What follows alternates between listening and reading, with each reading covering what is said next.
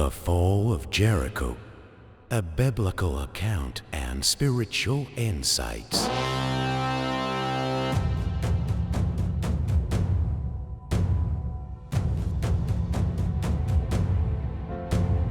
We are diving into one of the most iconic stories in the Bible, the fall of the walls of Jericho. This story is not just about an ancient city, but about the incredible power of faith, obedience, and God's unfailing promises. Whether you're familiar with the story or hearing it for the first time, I believe there's something here for everyone. So, let's get started. The story of Jericho is found in the book of Joshua chapter 6. After the Israelites, led by Joshua, crossed the Jordan River, they faced a significant challenge: the fortified city of Jericho. Jericho was a formidable city with walls so thick that chariots could race on top of them. It was a symbol of human strength and security, seemingly impregnable. But God had a plan.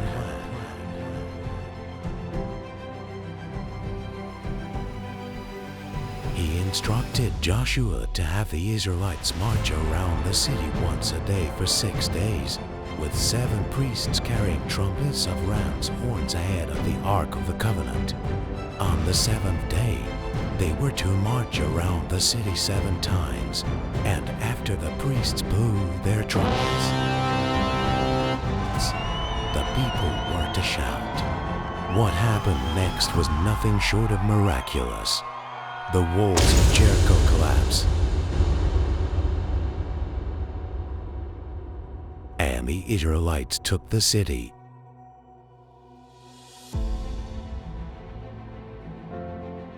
The fall of Jericho is rich with spiritual lessons. Let's unpack some of these powerful truths together.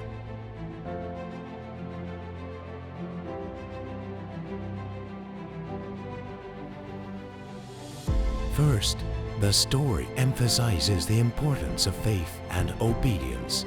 The Israelites were asked to do something that seemed irrational: march around a city and expect its walls to fall. But they obeyed, trusting in God's word.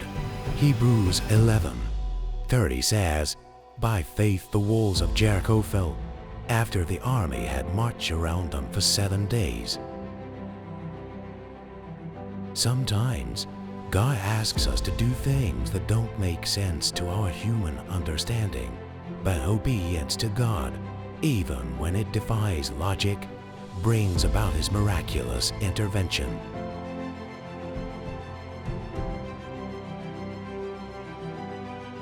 Secondly, the fall of Jericho also demonstrates God's sovereignty and power. No human effort could have brought down those walls. It was entirely the work of God.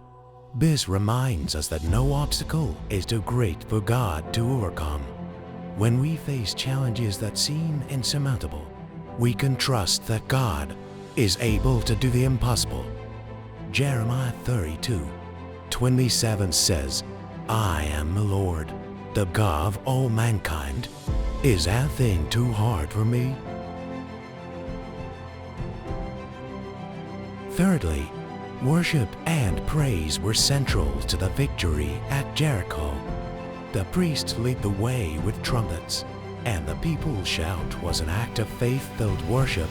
In our own lives, worship can be a powerful weapon against the walls we face, be they fear, doubt, addiction, sickness, disease, financial crisis, joblessness, disappointments, failures, loneliness, bereavement, or any other life challenges. When we lift our voices in praise, we declare God's power and invite His presence into our situation. Lastly, Jericho is a testament to God's faithfulness. God promised the land to the Israelites, and He fulfilled that promise. This story encourages us to hold on to God's promises, knowing that He is faithful to bring them to pass in His timing and in His way.